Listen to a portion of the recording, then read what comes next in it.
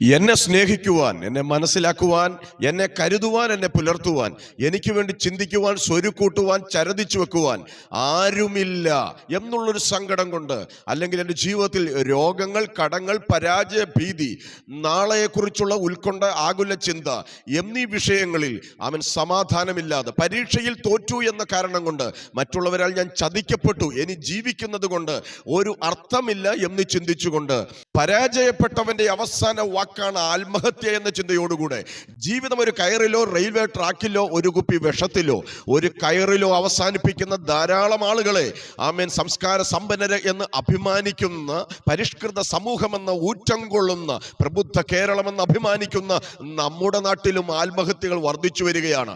അതിൽ പണ്ഡിതനെന്നോ പാമരനെന്നോ വ്യത്യാസമില്ലാതെ എല്ലാ പ്രിയപ്പെട്ടവരും, കൃഷി നശിച്ചു, ബാങ്കിൽ നിന്ന് ജപ്തി നോട്ടീസ് വന്നു, പല നിലകളിലുള്ള കാരണം കൊണ്ട് കാമുകൻ കാമുകി വഞ്ചിച്ചു, ഇങ്ങനെയുള്ള നിസ്സാര കാരണം കൊണ്ട് ജീവിതം ഒടുക്കുന്ന ധാരാളം ആളുകളെ കൊണ്ട് നമ്മുടെ സമൂഹം നിറഞ്ഞിരിക്കുകയല്ലേ. അവർക്ക് വേണ്ടി, അങ്ങനെ ചിന്തിക്കുന്നവർക്ക് വേണ്ടിയുള്ള ഒരു സന്ദേശമാണ് ഇന്ന് കൈമാറുവാൻ താല്പര്യപ്പെടുന്നത്.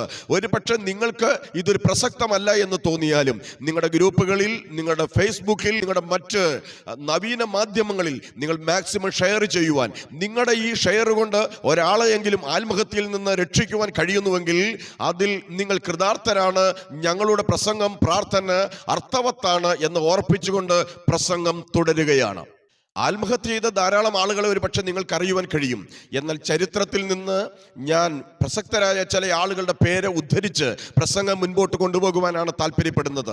20-ാം നൂറ്റാണ്ട് കണ്ട ഏറ്റവും വലിയ മനഃശാസ്ത്രജ്ഞനായിരുന്ന സിഗ്മണ്ട് ഫ്രോയിഡ് എന്ന് പറയുന്ന മനുഷ്യൻ, അദ്ദേഹം ആത്മഹത്യ ചെയ്യുകയായിരുന്നു. ബുദ്ധിയില്ലാത്തത് കൊണ്ടല്ല, മനുഷ്യന്റെ മസ്തിഷ്കത്തെ, അവിടെ ഉണ്ടാകുന്ന ചിന്താ സരണികളെ മനസ്സിലാക്കി അവർക്ക് ആവശ്യമായ നിർദ്ദേശങ്ങളും പരിശീലനങ്ങളും നൽകുകയും പുസ്തകം എഴുതുകയും ചെയ്ത അദ്ദേഹം ഒടുവിൽ ആത്മഹത്യ ചെയ്യുകയാണ് ഉണ്ടായത്. 1936 ജൂലൈ മാസം 4-ാം തീയതി ഇടപ്പള്ളി എന്ന പേരിൽ അറിയപ്പെടുന്ന പ്രശസ്ത മലയാളത്തിലെ കവിയായിരുന്ന ഇടപ്പള്ളി രാഘവൻ പിള്ള ഒരു ആത്മഹത്യ കുറിപ്പെഴുതി വെച്ചിട്ട് അദ്ദേഹം തൂങ്ങിച്ചാകുകയായിരുന്നു. ഒരു കയറിൽ ജീവിതം അവസാനിപ്പിക്കുകയായിരുന്നു. അദ്ദേഹം പറയുന്ന പ്രധാന കാരണം, അവൻ പ്രവർത്തിപ്പാൻ ഒന്നുമില്ല, സ്നേഹിക്കാൻ ആരുമില്ല, ആശിക്കുവാൻ ഒന്നുമില്ല, അതുകൊണ്ട് ജീവിതം തോറ്റു പോയിരിക്കുന്നു, അതുകൊണ്ട് ഞാൻ ആത്മഹത്യ ചെയ്തിരിക്കുന്നു എന്ന് പറയുകയാണ്. പിന്നീട് ധാരാളം ഹ്യൂമർ അദ്ദേഹത്തിന്റെ മരണത്തിൽ ഉണ്ടായെങ്കിലും സ്നേഹിക്കുവാൻ ആരുമില്ലെന്ന കാരണം കൊണ്ട്, സ്നേഹമാണ് അഖിലസാരം ഒഴിയിൽ എന്ന് പാടിയ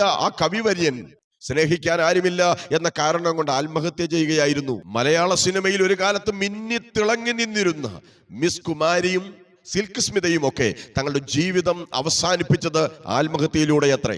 ലോകത്തെ കിടുകിട വിറപ്പിച്ച അഡോൾഫ് ഹിറ്റ്ലർ എന്ന ഭരണാധികാരി 1945 ഏപ്രിൽ മാസം 29-ാം തീയതി ഇവ ബ്രൗണിനെ താൻ കല്യാണം കഴിക്കുകയാണ്. പിറ്റേ ദിവസം തനിക്ക് സകലവും പ്രതികൂലമാകുകയും എന്താണ് അദ്ദേഹം ചെയ്യുന്നത്? താനും തൻ്റെ ഭാര്യയും സയനൈഡ് കഴിച്ച് ആത്മഹത്യ ശ്രമിക്കുകയാണ്. എന്നാൽ മരണം ഉറപ്പാക്കുന്നതിന് വേണ്ടി തൻ്റെ തലയ്ക്ക് നേരെ പിസ്റ്റൾ പിടിച്ച് കാഞ്ചി വലിക്കുമ്പോൾ തല പൊട്ടിച്ചിതറി മരിച്ച ചോരയിൽ കുതിർന്നു കിടക്കുന്ന അഡോൾഫ് ഹിറ്റ്ലറെ നമുക്ക് ചരിത്രത്തിൽ കാണുവാൻ കഴിയുന്നുണ്ട്. എന്നാൽ രസകരമായ കാര്യം എന്താണെന്ന് ചോദിച്ചാൽ, തന്റെ വിശ്വസ്തനായി കൂടെ നിന്ന് ബ്ലോണ്ടി എന്ന് പറയുന്ന നായ്ക്കുട്ടിക്ക് താൻ വിഷം കൊടുത്ത് കൊന്നതിന് ശേഷമാണ് ഹിറ്റ്ലറും ഭാര്യയും ആത്മഹത്യ ചെയ്തത് എന്ന് നമുക്ക് കാണുവാൻ കഴിയും.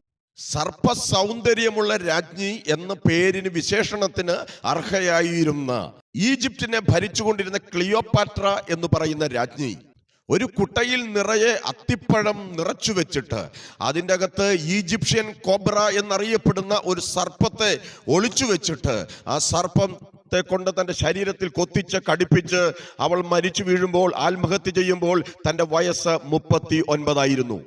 ലോകത്തെ കിടുകിട വിറപ്പിച്ച മാർക്ക് ആന്റണിയും റോമൻ സാമ്രാജ്യത്തിന്റെ ഭരണാധികാരിയായിരുന്ന നീറോ ചക്രവർത്തിയും ഹാനിബാളുമൊക്കെയും ആത്മഹത്യ കൊണ്ട് ജീവിതം അവസാനിപ്പിച്ചവരത്രേ.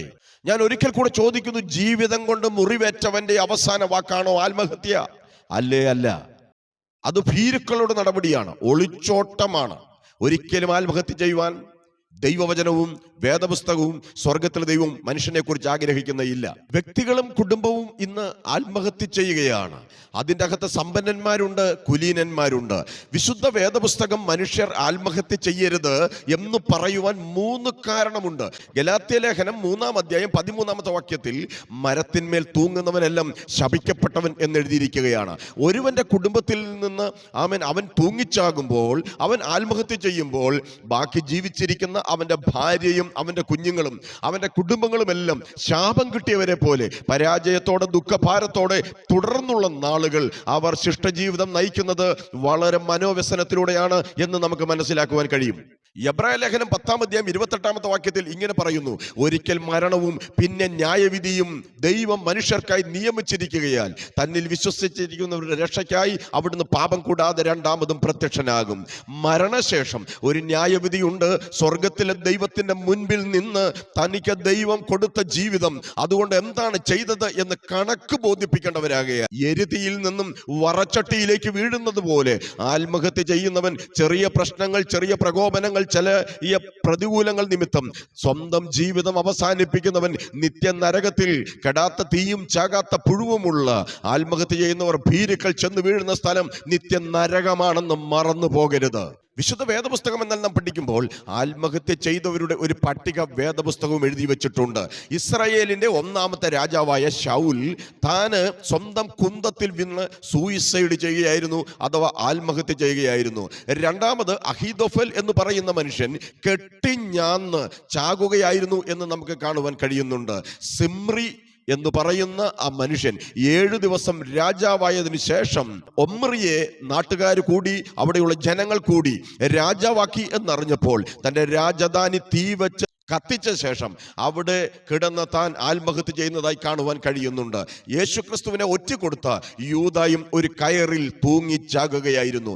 വേദപുസ്തകത്തിലും തൂങ്ങിച്ചത്തവരുടെ, ആത്മഹത്യ ചെയ്തവരുടെ ഒരു ചരിത്രം രേഖപ്പെടുത്തിയിട്ടുണ്ട്. അപ്പോൾ തന്നെ ഒരു മറുവശമുണ്ട്. മരിക്കാൻ ശ്രമിച്ചിട്ടും, മരിക്കാൻ ആഗ്രഹിച്ചിട്ടും, മരിക്കാൻ ഇറങ്ങി തുനിഞ്ഞിട്ടും അവിടെ നിന്നും സ്വർഗത്തിൽ ദൈവം രക്ഷിച്ചവരുടെ ഒരു ചരിത്രവും വേദപുസ്തകം പറയുന്നുണ്ട്. റിബേക്ക യാക്കോബിനോട് പറയുന്നുണ്ട്, നീ എനിക്ക് മക്കളെ തരിക, അല്ലെങ്കിൽ ഞാൻ മരിക്കുവാനിടയായി തീരും. ഏലിയാവ് ചൂരച്ചെടിയുടെ ചുവട്ടിൽ കിടന്ന് മരണം ആഗ്രഹിച്ചവനാണ്. മോശ, ദൈവമേ നീ എന്നെ കൊന്നുകളയണമേ എന്ന് പ്രാർത്ഥിച്ചവനാണ്. കാരാഗ്രഹ പ്രമാണി തന്നെത്താൻ സൂയിസൈഡ് ചെയ്യുവാൻ, ആത്മഹത്യ ചെയ്യുവാൻ, തനിക്ക് തന്നെ ദോഷം വരുത്തുവാൻ ശ്രമിക്കുമ്പോൾ പൗലോസും ശീലാസും വിളിച്ചു പറയുന്ന ഒരു പദമുണ്ട്: നീ നിനക്ക് തന്നെ ദോഷമൊന്നും വരുത്തരുത്, ഞങ്ങളെല്ലാവരും ഇവിടെ തന്നെ ഉണ്ടല്ലോ. എന്നെ കേൾക്കുന്ന പ്രിയപ്പെട്ടവരെ, നിങ്ങൾ ഒരുപക്ഷെ ആത്മഹത്യയെക്കുറിച്ച് ചിന്തിച്ചുകൊണ്ടിരിക്കുന്ന വ്യക്തിയായിരിക്കാം. ഒരുപക്ഷെ വിഷത്തിലോ അതല്ലെങ്കിൽ കയറിലോ റെയിൽവേ ട്രാക്കിലോ ഏതെങ്കിലും രൂപത്തിൽ മരണത്തെക്കുറിച്ച് ചിന്തിച്ചു കൊണ്ടിരിക്കുന്ന വ്യക്തിയായിരിക്കാം. സിഗ്മണ്ട് ഫ്രോയിഡ് എന്ന് പറയുന്ന ശാസ്ത്രജ്ഞൻ താൻ ഡോക്ടറോട് ദയാവധം എരന്ന് ചോദിച്ചു മേടിച്ചതുപോലെ അപ്രകാരം എങ്ങനെയെങ്കിലും മരിച്ചാൽ മതി എന്ന് ചിന്തിക്കുന്നവരായിരിക്കാം. റബേക്കയെ, ഏലിയാവിനെ, മോശയെ, യോനയെ, കാരാഗ്രഹ പ്രമാണിയെ മരണത്തിൽ നിന്നും വിടുവിച്ച, ആത്മഹത്യയിൽ നിന്നും രക്ഷിച്ച, സൂയിസൈഡ് ചെയ്യുന്നതിൽ നിന്നും രക്ഷിച്ച ഒരു കർത്താവ്, ദൈവത്തിന്റെ ദാസന്മാർ ഈ ഭൂമിയിൽ ദൈവം അവരെ ആക്കി വെച്ചിട്ടുണ്ട് എന്ന് നിങ്ങൾ മറന്നു പോകരുത്. അതുകൊണ്ട് കാരാഗ്രഹ പ്രമാണിയോട്, മറ്റുള്ളവരോട് പൗലോസ് പറയുകയാണ്, നിനക്ക് തന്നെ ദോഷമൊന്നും വരുത്തരുത്, ഞങ്ങളെല്ലാവരും ഇവിടെ തന്നെ ഉണ്ടല്ലോ. എന്നെ കേൾക്കുന്ന പ്രിയപ്പെട്ടവരോട് സ്നേഹബുദ്ധിയ ദൈവസ്നേഹത്തിൽ ഞാൻ ഓർപ്പിക്കുന്നത് എന്തെന്നാൽ, പ്രാർത്ഥിക്കുന്ന ഞങ്ങൾ സമാധാനത്തിന് വേണ്ടി, നിങ്ങളുടെ കടഭാരം മാറേണ്ടതിന് വേണ്ടി, നിങ്ങൾക്ക് സ്വസ്ഥത ലഭിക്കേണ്ടതിന് വേണ്ടി, നിങ്ങളുടെ ജീവിതത്തിന്റെ പ്രശ്നങ്ങൾക്ക് ശാശ്വതമായ ഒരു പരിഹാരം തരുന്ന സ്വർഗത്തിലെ ദൈവം ജീവിക്കുന്നത് കൊണ്ട് ആ പ്രശ്നത്തിന്റെ പരിഹാരം ഒരുക്കി തരുന്ന ദൈവം ജീവിക്കുന്നു. ആ ദൈവത്തിന്റെ ദാസന്മാരാകുന്ന ഞങ്ങളെല്ലാവരും ഇവിടെയുണ്ട്. അതുകൊണ്ട് ആത്മഹത്യയുടെ കാര്യമില്ല. നിങ്ങൾക്ക് വേണ്ടി പ്രാർത്ഥിക്കാൻ, നിങ്ങളെ കൗൺസിൽ ചെയ്യുവാൻ, നിങ്ങളെ നല്ല വഴിക്ക് നടത്തുവാൻ ദൈവം ഈ ഭൂമിയിൽ ഞങ്ങളെ ആക്കി വെച്ചിരിക്കുകയാണ്. എൻ്റെ ജീവിതത്തിൽ നടന്നൊരു സംഭവം ഈ തരുണത്തിൽ ഞാൻ ഓർത്തു പോകുകയാണ്. എൻ്റെ സഭയിൽ ചില വർഷങ്ങൾക്ക് മുമ്പ് ഒരു 21 ഫാസ്റ്റിംഗ് പ്രയർ നടക്കുകയാണ്. 21 ദിവസത്തെ ആ ഉപവാസ പ്രാർത്ഥനയുടെ 17ാമത്തെ ദിവസമായപ്പോൾ രാത്രി പാട്ടും പ്രാർത്ഥനകളും വചന ശുശ്രൂഷകളും നടന്നുകൊണ്ടിരിക്കുകയാണ്. എന്നാൽ ആ ചർച്ചിന്റെ മുൻപിൽ കൂടെ, ആ റോഡിൽ കൂടെ ഒരു അമ്മയും മോളും കടന്നു പോവുകയാണ്. അവർ ഇങ്ങനെ പറഞ്ഞു, അവിടെ പ്രാർത്ഥന നടക്കുകയല്ലേ, ഏതായാലും നമുക്ക് അവിടെ ഒന്ന് കയറിയിട്ട് പോകാം. അവർ പ്രാർത്ഥനയ്ക്ക് കടന്നു വന്നു, അവിടെ ഇരുന്നു. പ്രാർത്ഥന കഴിഞ്ഞ ഉടനെ അവർ പോകുവാൻ എഴുന്നേറ്റു. ഞാൻ പറഞ്ഞു, വേണ്ട, ഭക്ഷണം കഴിച്ച് ഇന്ന് ഇവിടെ വിശ്രമിക്കാം, അല്ല ഞങ്ങൾക്ക് പോയേ പറ്റത്തുള്ളൂ. ഞാൻ പറഞ്ഞു, ഇന്ന് രാത്രി ഏതായാലും നിങ്ങളെ ഞാൻ പറഞ്ഞു വിടുകയില്ല, നിങ്ങൾ ഇവിടെ സ്റ്റേ ചെയ്താട്ടെ, നിങ്ങൾക്ക് വേണ്ടി കുറച്ച് സമയം എനിക്ക് പ്രാർത്ഥിക്കണമെന്നുണ്ട്. രാത്രിയിൽ ഞാൻ അവർക്ക് വേണ്ടി പ്രാർത്ഥിച്ചു. പ്രഭാതത്തിലും എഴുന്നേറ്റപ്പോൾ ഞാൻ അവർക്ക് വേണ്ടി പ്രാർത്ഥിച്ചു. എന്നിട്ട് ഞാൻ പറഞ്ഞു, സമാധാനത്തോടെ പോയിക്കൊള്ളുക, നിങ്ങൾ വീണ്ടും സഭയിൽ സമയമുള്ളപ്പോഴൊക്കെ കടന്നു വരണം. അവർ അങ്ങനെ കടന്നുപോയി. പിറ്റേ ഞായറാഴ്ച മുതൽ വർഷങ്ങളോളം അവർ ആരാധനയ്ക്ക് കടന്നു വന്നു. ആ അമ്മ ഇന്ന് നിത്യതയിൽ വിശ്രമിക്കുകയാണ്. ആ മോളെ കുറിച്ചാണ് ഞാൻ പറയുവാൻ താല്പര്യപ്പെടുന്നത്. ആ മോളുടെ കല്യാണം കടന്നു വന്ന സമയത്ത് ആ മാതാവും ആ മോളും ഞങ്ങളുടെ ചർച്ചിൽ വന്ന് അന്ന് രാത്രി എന്നോട് പറഞ്ഞൊരു കാര്യമുണ്ട്. പാസ്റ്ററെ, അന്ന് രാത്രി ഞങ്ങളുടെ വല്യമ്മയെ പോയി കണ്ടിട്ട് ആത്മഹത്യ ചെയ്യുവാൻ കുറച്ച് വിഷവും കയ്യിൽ കരുതിയാണ് ഞങ്ങൾ കടന്നു വന്നത്. എന്നാൽ പ്രാർത്ഥനയിൽ കയറി വരുവാൻ ഞങ്ങൾക്കൊരു നിയോഗമുണ്ടായി. പാസ്റ്റർ, അന്ന് രാത്രി ഞങ്ങളെ ഇവിടെ പിടിച്ചു നിർത്തിയില്ലായിരുന്നുവെങ്കിൽ, അവിടെ ഞങ്ങളെ ഉറക്കിയില്ലായിരുന്നുവെങ്കിൽ, ഭക്ഷണം തന്നില്ലായിരുന്നുവെങ്കിൽ, അന്ന് രാത്രി ഞങ്ങൾ പറഞ്ഞു വിട്ടിരുന്നുവെങ്കിൽ ഞങ്ങൾ തീർച്ചയായും ആത്മഹത്യ ചെയ്യുമായിരുന്നു. ഞങ്ങളിന്ന് ജീവനോടെ ഇരിക്കുന്നത്, ഞങ്ങൾ ദൈവത്തെ അറിഞ്ഞത്, എൻ്റെ മോൾക്ക് ദൈവം ഒരു ഭാവി ഒരുക്കി തന്നത്, എനിക്ക് കർത്താവിനെ അറിയാൻ സമാധാനത്തോടെ സന്തോഷത്തോടെ ഭൂമിയിൽ വർഷങ്ങൾ ജീവിക്കുവാൻ അവസരങ്ങൾ ഒരുക്കിയത് ദൈവദാസന്റെ പ്രാർത്ഥനയാണ്, വചന ശുശ്രൂഷയാണ്, സഭയാണ് എന്ന് നിറ കണ്ണുകളോടെ പറയുവാൻ ഇടയായി തീർന്നു. സത്യത്തിൽ ഞാൻ ഇതൊന്നും അറിഞ്ഞ കാര്യമല്ല. പക്ഷെ സ്വർഗത്തിലെ ദൈവം എന്നെ ഒരു മുഖാന്തരമാക്കി ഉപയോഗിച്ചു എന്ന് മാത്രമേ ഉള്ളൂ. ജീവിതത്തിൽ എത്രയോ അനുഭവങ്ങൾ, കേരളത്തിന്റെ നാനാ സ്ഥലങ്ങളിൽ പരസ്യയോഗങ്ങൾ പ്രസംഗിച്ചപ്പോൾ ഇങ്ങനെയുള്ള സാക്ഷ്യങ്ങൾ കർത്താവിലൂടെ സമാധാനവും സന്തോഷവും സ്വസ്ഥതയും അനുഭവിച്ച് ജീവിതത്തിലേക്ക് മടങ്ങി വന്ന എത്രയോ ആളുകളെ തിരിച്ചറിയുവാൻ, മനസ്സിലാക്കുവാൻ ദൈവം എനിക്ക് ഭാഗ്യവും അവസരവും ഒരുക്കിയിട്ടുണ്ട്. അതുകൊണ്ട് സമാധാനമില്ലാതെ, സ്വസ്ഥതയില്ലാതെ, സന്തോഷമില്ലാതെ, ജീവിതത്തിൽ ഒരു അർത്ഥമില്ലാതെ എന്തിനു ജീവിക്കുന്നു, രക്ഷപ്പെട്ടേക്കാം, അവസാനിപ്പിച്ചേക്കാം, ആത്മഹത്യ ചെയ്തേക്കാം എന്ന് ചിന്തിക്കുന്ന ആരെങ്കിലും ഉണ്ടെങ്കിൽ അതൊരു വഴിയല്ല, അത് ഭീരത്വമാണ്. പരാജയപ്പെട്ടവന്റെ അവസാന വാക്കല്ല ആത്മഹത്യ. സ്വർഗത്തിലെ ദൈവം നിങ്ങൾക്ക് വഴി തുറന്ന് അത്ഭുതങ്ങളാലും അടയാളങ്ങളാലും നിങ്ങളെ മാനിച്ച് കുടുംബമായി നിങ്ങളെ അനുഗ്രഹിച്ച് നിലനിർത്തുവാൻ ശക്തിയുള്ള ദൈവമാണ്. ദയവായി അങ്ങനെ ഒരു ടെൻഡൻസി ഉണ്ടെങ്കിൽ നിങ്ങളുടെ അടുത്തുള്ള സഭകളിൽ നിങ്ങൾ പോകണം. നിങ്ങൾ അടുത്തുള്ള പാസ്റ്റർമാരെ, ദൈവമക്കളെ, ഒരു അച്ഛനെയോ ഉപദേശിയോ ബിഷപ്പിനെയോ നിങ്ങൾ കാണണം. നിങ്ങൾക്ക് കൗൺസിലിംഗ് ആവശ്യമാണെങ്കിൽ ആ പുരോഹിതന്മാരെ, ആ ദൈവദാസന്മാരെ നിങ്ങൾ സമീപിക്കണം. തീർച്ചയായും അവർ നിങ്ങൾക്ക് വേണ്ടി പ്രാർത്ഥിക്കും. ദൈവം നിങ്ങൾക്ക് സമാധാനം, ആ വിഷയത്തിൽ ഒരു വിടുതൽ തരുവാൻ ഇടയായി തീരും. മത്തായി സുവിശേഷം 16-ാം അധ്യായം 28-ാമത്തെ വാക്യത്തിൽ ഇങ്ങനെ എഴുതിയിട്ടുണ്ട്, ഒരു മനുഷ്യൻ സർവ്വലോകവും നേടിയാലും തൻ്റെ ആത്മാവിനെ നഷ്ടമാക്കിയാൽ അവൻ എന്തു പ്രയോജനം? നിങ്ങളുടെ ഉള്ളിൽ ദൈവം വെച്ചിരിക്കുന്ന ഒരു ആത്മാവുണ്ട്. ആ ആത്മാവിന്റെ വില ഭൂലോകത്തെക്കാൾ വിലയേറിയതാണ്. അത് നഷ്ടമാക്കരുത്. ഒരു നിത്യതയുണ്ട്, സ്വർഗമുണ്ട്. അവിടെ നിങ്ങൾ എത്തണമെങ്കിൽ നിങ്ങൾ ഒരിക്കലും ആത്മഹത്യ ചെയ്യരുത്. അപ്പോസ്തല പ്രവൃത്തികളുടെ പുസ്തകം 16-ാം അധ്യായം 31-ാമത്തെ വാക്യത്തിൽ ഇങ്ങനെ എഴുതിയിരിക്കുന്നു, കർത്താവായ യേശുവിൽ വിശ്വസിക്കുക, എന്നാൽ നീയും നിന്റെ കുടുംബവും രക്ഷ പ്രാപിപ്പാൻ ഇടയായി തീരും. തന്റെ ഏകജാതനായ പുത്രനിൽ വിശ്വസിക്കുന്ന ഏവനും നശിച്ചു പോകാതെ ഇല്ല. യേശുവിൽ നിങ്ങൾ വിശ്വസിച്ചാൽ, യേശുവിൽ നിങ്ങൾ ആശ്രയിച്ചാൽ നിങ്ങൾ നശിച്ചു പോകുവാൻ, തകർന്നു പോകുവാൻ ദൈവം സമ്മതിക്കുന്ന ദൈവമേ അല്ല. അതുകൊണ്ട് എനിക്ക് നിങ്ങളോട് പറയുവാനുള്ള ഒറ്റ കാരണമേ ഉള്ളൂ. കർത്താവ് ഇങ്ങനെ പറഞ്ഞു, അധ്വാനിക്കുന്നവരും ഭാരം ചുമക്കുന്നവരുമായുള്ളവരെ എല്ലാവരും എൻ്റെ അടുക്കൽ വരുവിൻ, ഞാൻ നിങ്ങളെ ആശ്വസിപ്പിക്കുന്ന ദൈവമാണ്. കർത്താവ് ഇങ്ങനെ പറഞ്ഞു, ഞാൻ എൻ്റെ സമാധാനം നിനക്ക് തരുന്നു. അത് ലോകം തരുന്ന പോലെയല്ല. ലോകം തരുന്ന സമാധാനങ്ങളുണ്ട് കേട്ടോ.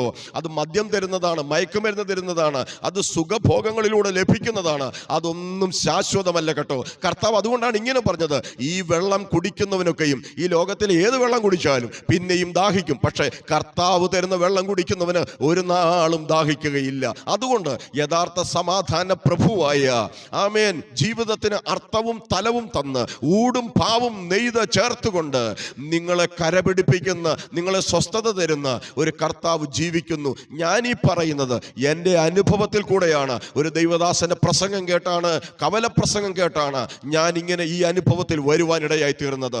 നിങ്ങളും ഞാൻ അറിഞ്ഞ യേശുവിനെ മനസ്സിലാക്കുവാൻ എനിക്ക് ആഗ്രഹമുണ്ട്. യേശുവിനെ ഞാൻ അറിഞ്ഞില്ലായിരുന്നുവെങ്കിൽ, യേശുവിന്റെ സമാധാനം, സന്തോഷം, സ്വസ്ഥത ഞാൻ അനുഭവിച്ചില്ലായിരുന്നുവെങ്കിൽ ഞാൻ എന്നെ മണ്ണോട് മണ്ണാകുമായിരുന്നു.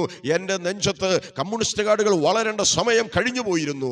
അതുകൊണ്ട് കർത്താവിനെ അറിഞ്ഞതാണ് എൻ്റെ ജീവിതത്തിൽ ഭാഗ്യം. ഈ യേശുവിനെ, ഈ രക്ഷകനെ, ഈ കർത്താവിനെ അറിഞ്ഞ് ആത്മഹത്യയിൽ നിന്നും രക്ഷപ്പെടുവാൻ ഞാൻ നിങ്ങളെ ഉപദേശിക്കുകയാണ്.